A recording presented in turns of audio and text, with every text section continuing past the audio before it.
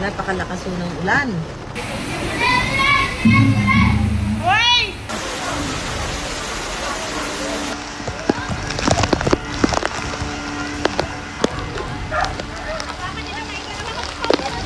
Tayo sa may Pearl Drive, Fairview. Grabe, taas ng baha dito.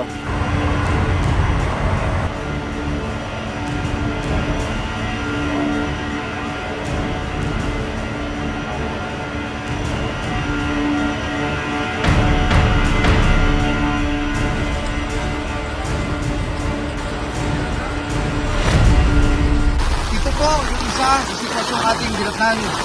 Dito po sa Barangay Roas, Quezon City. Yung mga rescue volunteer group nagtatagho ng tali. Kaya ayon po sa impormasyon, hindi bababa sa 5 tao ang naroon ngayon at nagpaparescue. Hindi po bababa sa 20 bahay na ang nasira dulot po na masamang lagay ng panahon. Isa lang ang tangi nilang hiling, makapagpagawa po muli sila ng kanilang mga tahanan sa area na ito.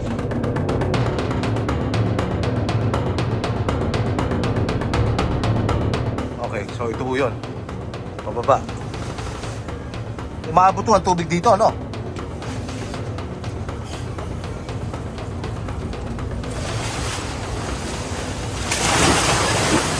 Ako yung mga kasingalan ng tao.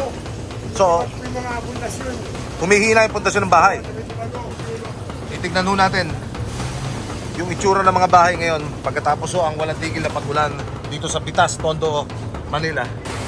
Ito ho, dating eskinita, papasok sa bahay ni Lola, pero hindi na ho yan mapapasok ngayon dahil nagmistulang sinalansang baraha na po yung pader ng mga bahay dito.